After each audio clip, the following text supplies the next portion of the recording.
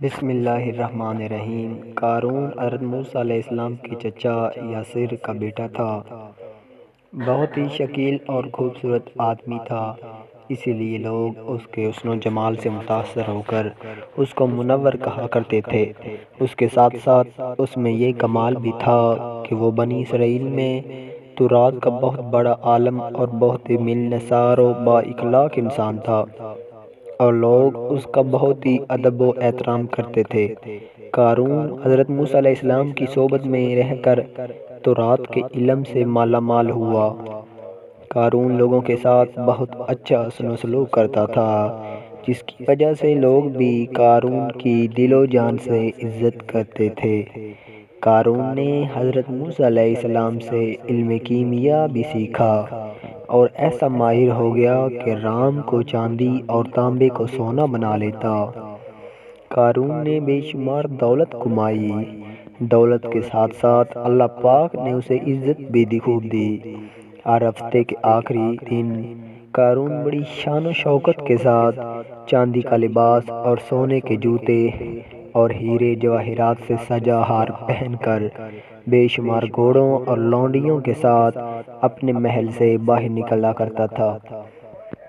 جو کوئی دنیا دار بھی اس کو دیکھتا تو کہتا کہ اللہ تعالیٰ مجھ کو بھی اتنی دولت اور محلوں سے نواز دے تاکہ میں بھی شان و شوکت کے ساتھ زندگی گزار سکوں۔ جو لوگ قیامت کے دن پر یقین رکھتے تھے وہ کہتے ہیں ان سب نعمتوں کا اللہ تعالیٰ کو قیامت کے دن حساب دینا ہوگا۔ یہ شان و شوکت ایک دن ختم ہونے والی ہے، اس سے بہتر تو یہ ہے کہ اللہ کی یاد میں زندگی گزاری جائے۔ قارون کے پاس اتنا خزانہ تھا کہ اس کے خزانوں کی چابیوں کو اٹھانے کے لیے اس نے کئی کھچرے رکھے ہوئے تھے۔ ایک روایت میں ہے کہ اس خزانہ کو اٹھانے کے لیے 300 اونٹ مقرر کیے گئے تھے۔ اللہ پاک نے قرآن میں بھی اس خزانے کا ذکر فرمایا۔ بے شک قارون موسیٰ علیہ السلام کی قوم سے تھا، پھر اس نے ان پر زیادتی کی اور ہم نے اس کو اتنے خزانے دیے جن کی کنجیاں ایک زور آور جماعت پر باری تھیں۔ ناظرین گرامی، اگر کوئی قارون کے خزانوں کا اندازہ لگا سکتا ہے، کیونکہ جب رب کائنات فرما رہا ہے کہ قارون کے خزانوں کی چابیاں بھی ایک زور آور جماعت پر باری تھی۔ اتنی دولت ہونے کی وجہ سے قارون غرور اور تکبر کرنے لگا۔ اس نے دنیا والوں کے ساتھ طرح طرح کے ظلم و ستم کرنا شروع کر دیے تھے۔ قارون کے پاس لوگوں آئے تو کہنے لگا، قارون اپنی دولت پر اتنا غرور نہ کر، اللہ تعالیٰ غرور اور تکبر کرنے والوں کو سخت ناپسند کرتا ہے۔ اس بات کو اللہ پاک نے قرآن میں یوں بیان فرمایا ہے، میرے نبی وہ وقت یاد کرو جب قارون سے اس کی قوم کہنے لگی، خزانوں پر اتنا شوق نہ بن کر، اللہ ایسے شوق بازوں کو پسند نہیں فرماتے۔ اللہ تعالیٰ نے تجھے جو خزانے دیے ہیں اسے آخرت کا کار بنا، ہاں دنیا میں بھی اپنے حصے کی گزارن سے فائدہ اٹھا اور اپنی قوم سے اچھا رویہ اختیار کر، بالکل اسی طرح جس طرح اللہ نے تیرے ساتھ اچھا رویہ اختیار فرمایا۔ زمین میں دہشت گردی نہ پھیلا کہ اللہ فسادیوں کو پسند نہیں فرماتا۔ جواب میں کہنے لگا، مجھے تو یہ مال اس علم کی وجہ سے دیا گیا ہے جو میرے پاس ہے۔ قارون کہتا، مجھ پر اللہ تعالیٰ کا کوئی احسان نہیں ہے، میں نے اتنی محنت کی ہے کہ آج اتنے خزانے کا مالک بن گیا ہوں۔ نعوذ باللہ، مجھے اللہ پر کوئی احسان نہیں ہے، نہ اللہ نے مجھ پر کوئی احسان کیا ہے، میں تو خود بہت ہی عقل مند انسان ہوں۔ اللہ کی طرف سے حضرت موسیٰ علیہ السلام کو زکوٰۃ دینے کا حکم نازل ہوا۔ جب حضرت موسیٰ علیہ السلام نے قارون کو زکوٰۃ دینے کا فرمایا تو قارون نے کہا، جی بھائی، میں اپنی دولت کا 1000واں حصہ زکوٰۃ ادا کروں گا۔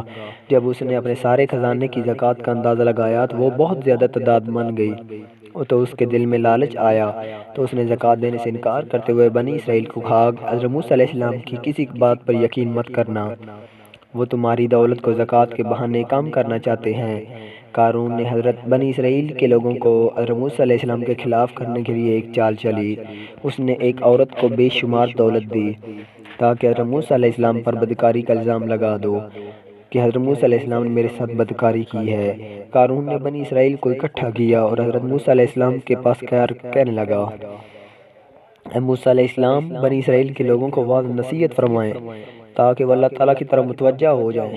حضرت موسیٰ علیہ السلام بنی اسرائیل کے لوگوں کے پاس تشریف لائے اور فرمانے لگے، جو چوری کرے گا اس کے ہاتھ کاٹ دیے جائیں گے، جو کسی پر بدکاری کا الزام لگائے گا اس کو 80 کوڑے مار کر سزا دی جائے گی۔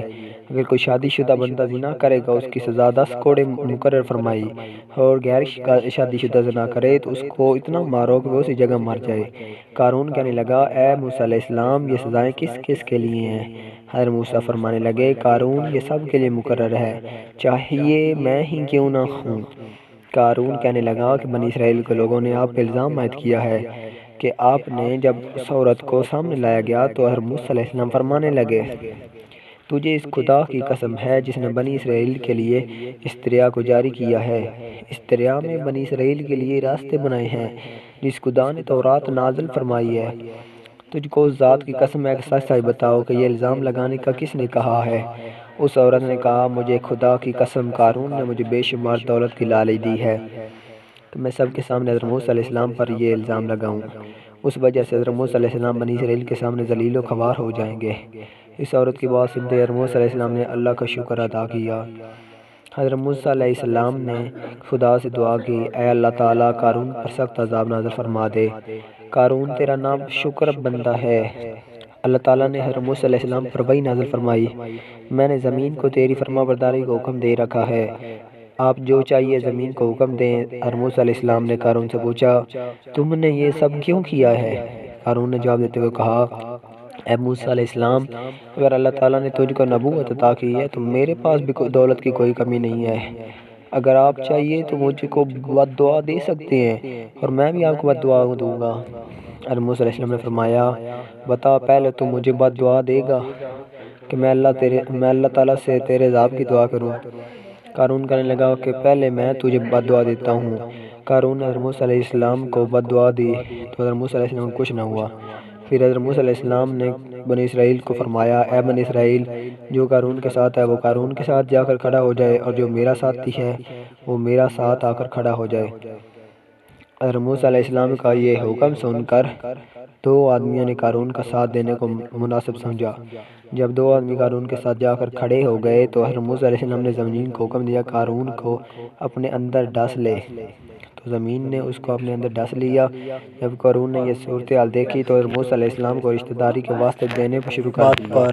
اس وقت حضرت موسیٰ علیہ السلام نے قارون سارے کا سارا زمین میں چلا گیا۔